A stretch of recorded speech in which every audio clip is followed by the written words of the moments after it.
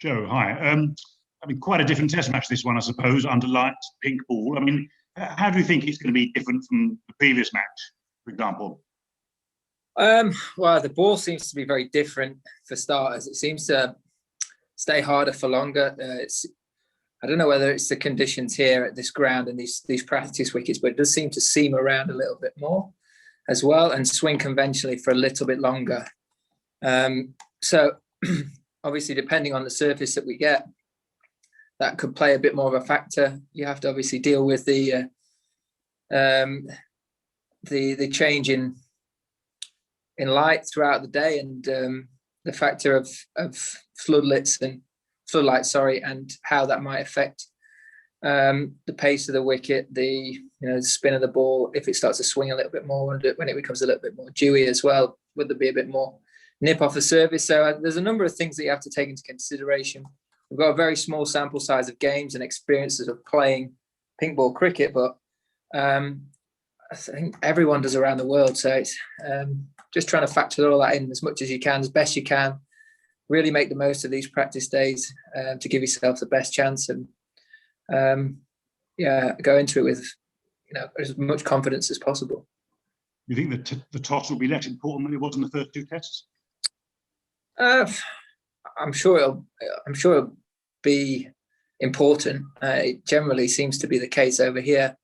It's always it might not play as much of a factor, and you never know, it might work slightly differently. It'll depend on the surface as well, I'm sure. So I think the thing is, there's so many different things that we have to contend with within this test match that it might not be as important as say last week or the first game.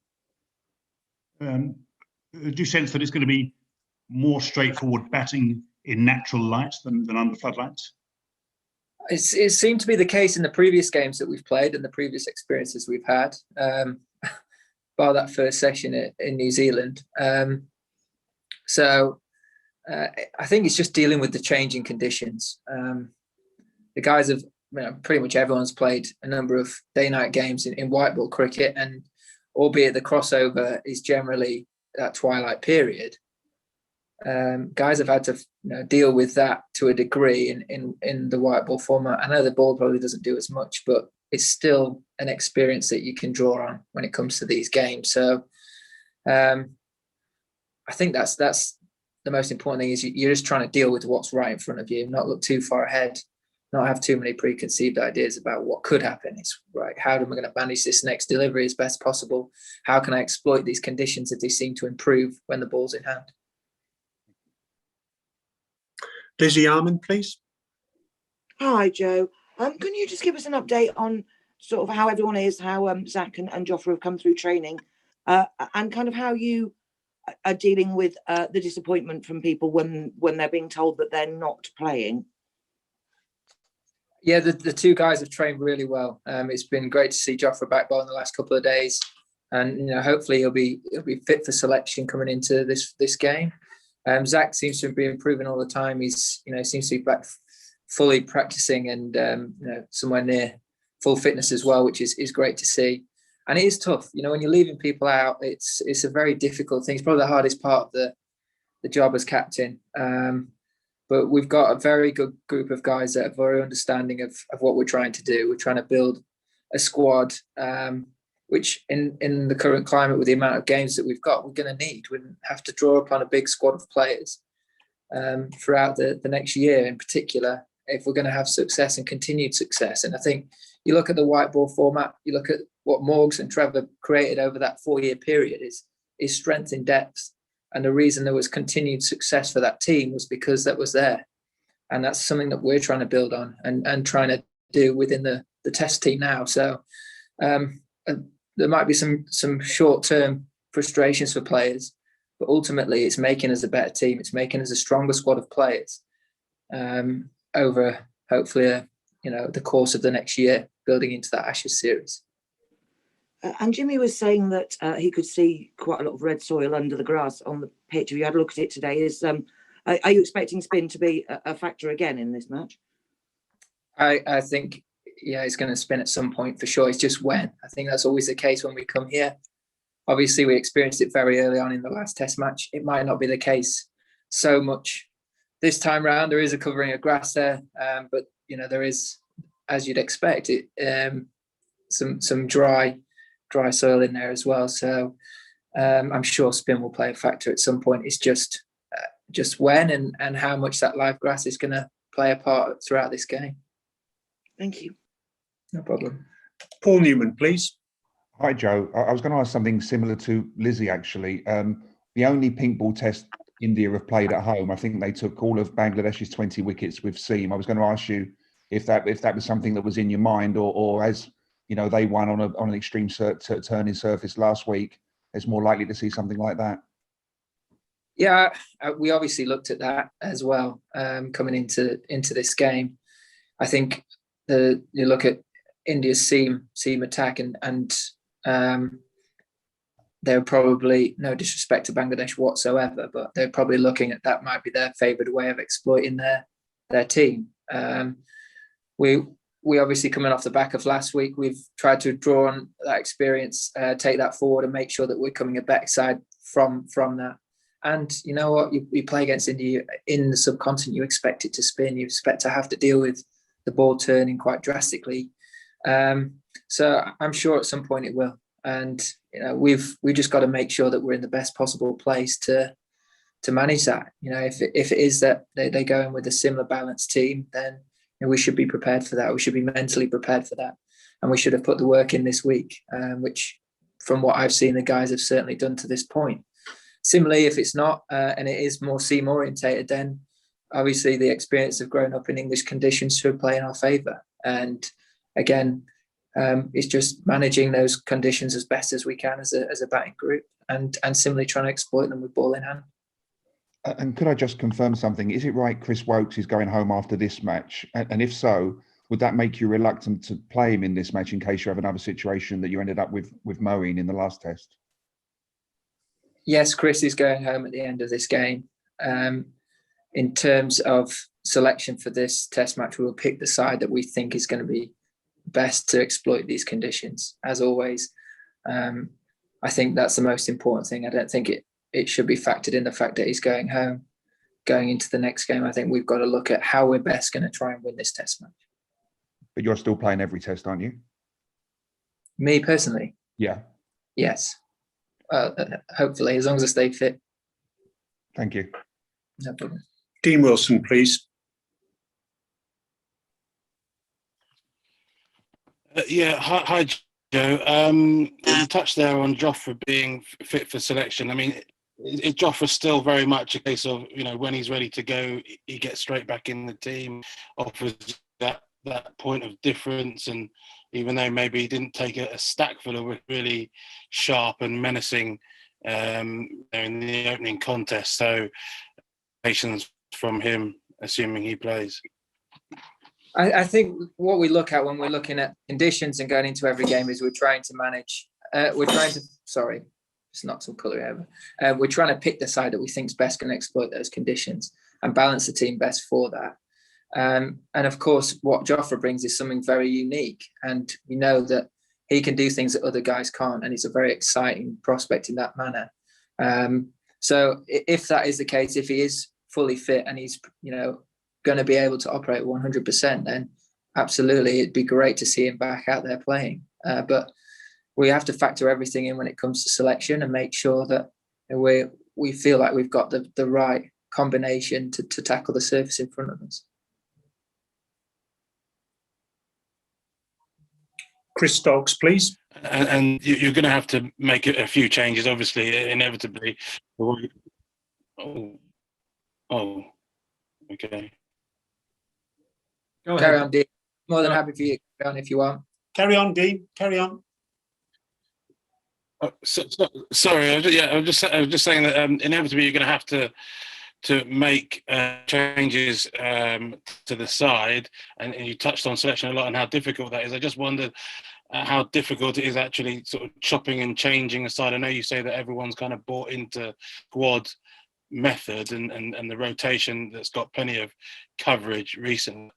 The actual nuts and bolts of different team going out every game, how difficult is that? It's not ideal, but again, as I've mentioned previously, these times aren't ideal. It's dealing with everything, trying to factor it all in together, as well as trying to pick the side that you think's best going to exploit these conditions. Dealing with injuries on top of that as well, it is quite tough. But it's something that we've got to be adaptable with. We've got to be open to, and we've got to try and make the most of. And I certainly think the attitude from the guys has been outstanding from that point of view. And you know, we know that the responsibility is there on those 11 players to go in and put in a performance that's worthy of winning in these conditions. So, you know, hopefully we're able to do that. And finally, for me, I suspect you would have bit someone's hand off if they'd offered you 1-1 going into the third test. Can you just put this challenge or this situation into context? Just what's possibly there for you this week? Yeah, it's a great position to be in from our perspective. We know how challenging it is to come here and to win a test match. We set up as we are at 1-1 with a pink ball game, 2 days away now, and it's a very exciting prospect for the group. Very hard to be in this position. As I've mentioned, I know I keep saying as I've mentioned, but previously we talked about we're staying as level as possible. And I think that's going to be really important. When we come to a place like this, is understanding where we are as a team, understanding that we're going to have to keep working hard and trying to keep getting better all the time, and not having, not being in that place where you get too high and start thinking you're something you're not when you win a couple of games. But also on the flip side of that, having experienced a week like last week, not feeling like all of a sudden you're a side that's no good and that can't win out here, because we've already proven that we can. So it's just being as level as possible, understanding that we've got a great opportunity in front of us with these last 2 games ahead of us, and being driven by that, really. It's a great chance that not many touring sides get coming to India. So we just got to give a really good of account of ourselves in these next 2 games, and try and win those important moments in the game. 3 more now, please. Chris Stocks, George DeBell, and Ali Martin. Chris, first of all, please. Hi, Joe. I just wondered whether you were able to confirm or not whether Johnny Bairstow will be back in the team after his rest. I can't confirm anything at the moment. We've not selected a squad as yet. Okay. So I'll ask you then, India were bowled out for 36 not that long ago in their last pink ball test. Do you think that might have any psychological effect on them coming into this game? I think we just got to look at what's right in front of us. Of course, if we can exploit that, then that's something that we'll look to do. But you've got to earn the right. You've got to make those early inroads, and you've got to build pressure for long periods of time, and put balls in good areas consistently, challenge their defence, and constantly, ask good questions as a bowling group. Take your chances when they come. So I think that's ought to be our focus. It's more for them to worry about, and for it to be in the back of their minds more than anything. I think as a batting group, we know that those first 6 balls are really important. In particular, getting used to the visuals of that pink ball in a new stadium, and then once you get in, is really trying to capitalise on that. So that's where we're at with it. We just got to look after our own game as best we can, and make sure that if we get a chance to be in a strong position, we hammer that home. We hammer that advantage home. Okay, thank you. 2 more now, then, please. George DeBell, first of all. Thank you. Good day, Joe. Firstly, there's been some talk about the benefits of maybe abolishing the toss and allowing visiting captains to choose what to do in all games, not just in India. Firstly, I wondered what you thought of that. And secondly, sort of should ask whether you had any reflections really on last week and the immediate aftermath in the game, where I guess you got a bit of stick for talking about Moeen, and I just wondered whether you had any thoughts about that whole episode. Yes. Yeah, I'll happily. I made a complete mistake. That was my bad. I got that completely wrong. It wasn't a true reflection on what had happened, and it left it open to interpretation, which was unfair on Moen, and I was very quick to apologise to him. He shouldn't have been put in that position, so that was completely my fault. In terms of the wicket, looking at last week, I think that whenever you're at home, I think everyone deserves home advantage. I do believe that. I think that's what makes the game so interesting. What makes it great about touring around the world is the different challenges that you have to face. And if you want to be a successful team, that you have to have an abundance of skills to manage those different conditions wherever you go. And I think that was one of the great learning experiences for this group of players. It's with a number of inexperienced guys that won't have come across that before. That is something that further down the line, if we want to be the number one side in the world, we're going to have to manage that better. I do think that, I don't think it was a brilliant pitch, but I don't think that we deserve to win either, and I don't think the toss was determined that. So, that's pretty much where I stand with it all. I think that, honestly, wherever you go in the world, it's going to be different, and I quite like that. It's one of the intricacies of Test cricket. It's what makes it such a beautiful game, is that you have to have a very well-rounded squad of players. Individually, you've got to have a very well-rounded game. You look at someone like Jimmy Anderson, how he can perform in England, how he can perform in that first Test match with a reverse swinging ball and exploit different conditions. You look at guys like Shane Warne and all the greats over time. They found a way of performing on different wickets, on different surfaces. And I think that's the beauty of Test cricket. And one of the reasons why it's such a brilliant game to be a part of and brilliant game to watch is because of how different it can be. Whether it be a Test match in Australia, in India, in England. I think that's what makes it very special. Brilliant. Thank you very much. Okay, Ali's just messaged to say he's lost his connection, so he'll pass on his question. So if there's no other questions, thank you very much indeed, and look forward to seeing you very shortly for Graham Thorpe. Thank you very much, everyone. Cheers. Thank you, guys. Thank you. Thank you. Cheers.